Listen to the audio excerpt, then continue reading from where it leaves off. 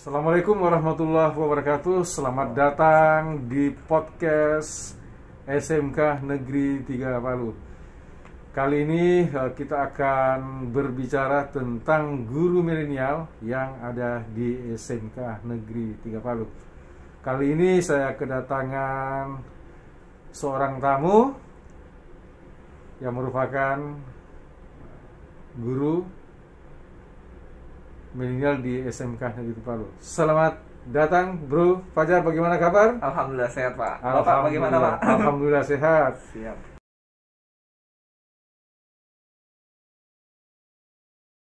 Jadi ini saya mau tanyakan nih, Bro, ini.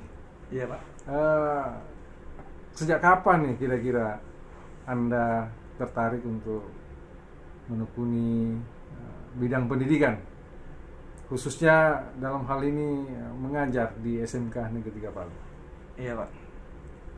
Jadi awalnya tuh saya dimintai tolong oleh guru saya,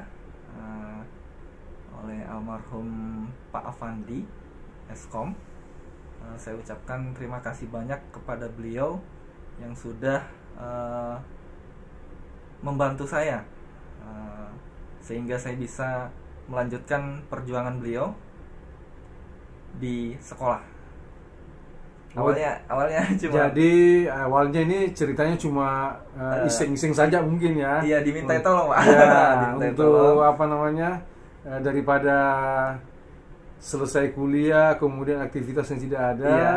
kemudian ada juga gurunya yang di SMK 3 Palu mengajak untuk bisa mungkin membagi ilmunya sama adik-adiknya yang ada di SMK 3 Palu. Akhirnya sampai sekarang masih tetap di sana ya, masih Iya, tetap mengajar di SMK 3 Palu. Oke, ini saya mau tanyakan juga nih, Bro, ini. Apa ini, Pak? Kalau di SMK 3 Palu tuh ngajar mata pelajaran apa ya? Saya kebetulan alumni di sekolah juga, Pak. Iya. Jadi yang saya bilang tadi, saya jurusan RPL lulusan tahun 2010. Iya, 2010 ya, berarti sekarang sudah 11 tahun ya? 6 tahun, Pak.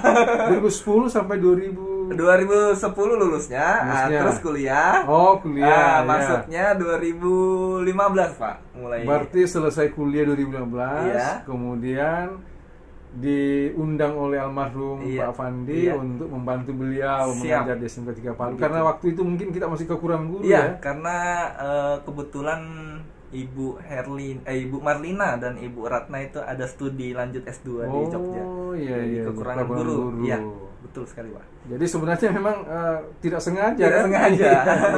Tapi terterus ya, keterusan. Itu namanya jodoh tidak akan lari kemana. Iya. Cocok pepatahnya ini. Iya. Jadi awalnya memang ya seperti itu. Akhirnya lama kelamaan ya menjadi tertarik di bidang itu. Berarti ya apa ya? Jadi awalnya mungkin tidak sengaja, tetapi tiba-tiba karena kebiasaan berulang-ulang dilakukan akhirnya menjadi tertarik. Nah, ini saya mau tanyakan nih, karena dari 2015 sampai 2021 ini kan sekitar 6 tahun ya. Iya. Nah, dari proses perjalanan mengajar di SMK Negeri 3 Palu ini pasti mungkin ada kendala-kendala yang ditemui kan, tentulah ya. Iya. Jadi tolong dong diceritakan kendala apa saja yang ditemui selama ini. Kendalanya banyak sebenarnya, Pak. Jadi saya juga kuliahnya kan bukan di FKIP. Saya kuliahnya di STIMIK Adiguna Palu. Iya. Ya, sekalian sponsor. Siapa tahu adik-adik atau peserta didik yang lulus dari SMK 3 bisa melanjutkan ke STIMIK Adiguna. Dan bukan ini ya, Pak ya, bukan FKIP. Jadi kendalanya mungkin hampir sama dengan teman-teman guru lainnya. Guru saya dulu mungkin kalau lebih tepatnya dengan guru-guru saya sebelumnya. Tapi yang saya rasakan itu karena bukan dari FKIP-nya itu, Pak. Jadi tidak ada pengetahuan tentang cara mengelola kelas, tentang apa lagi ya? mengolah nilai dan Ya. lain-lain sebagainya. Berarti intinya di sini karena di perguruan tingginya itu tidak mendapatkan ilmu bagaimana caranya kita mengelola kelas, Iya. bagaimana caranya kita membuat RPP itu yang paling Iya, penting juga. iya. Bagaimana caranya kita mungkin menghadapi siswa-siswa yang boleh dikata tanda petik karena bandel-bandel Iya, sedikit, iya. ya mungkin salah satunya itu. Nah kalau di spesifik ilmu pendidikan, ilmu keguruan pendidikan itu pasti dapat itu. Kita akan belajar psikologi juga di sana. Iya, tapi alhamdulillahnya Pak, selama 6 tahun ya, kurang Ya, lebih 6 tahun. Tahun ini saya dipanggil ikut PPG Pak. Jadi gimana? Alhamdulillah lulus Pak. Alhamdulillah, berarti Perjuangannya panjang kemarin. Iya. Jadi sudah adalah pengetahuan sedikit tentang penyusunan RPP, Iya. pengolahan kelas, metode apa yang digunakan dalam mengajar, Iya. ya kan? Terus pengolahan nilai dan lain sebagainya. Jadi insya Allah sudah mulai adalah bekal sedikit-sedikit. Ada perubahan Iya. ya. Jadi memang hal yang paling penting juga itu kita harus bisa bagaimana caranya kita untuk mengelola kelas yang begitu menjemuk anak-anak di dalam, Iya. ya. Jadi kalau kita tidak punya ilmunya pasti akan berantakan Iya, Pak. nantinya. Karena tentu di saja. kelas itu kan beda-beda Iya. sifatnya. Dari Iya. 30-an peserta didik, ya kan? Ada yang begini, ada yang begitu, ya kan? Oke, ini yang ada juga ini pertanyaan terakhir mungkin ini yang saya mau tanyakan. Iya, ini. siap. Iya. Ini sangat penting juga. Sebagai guru milenial, kira-kira apa yang Anda akan lakukan ini?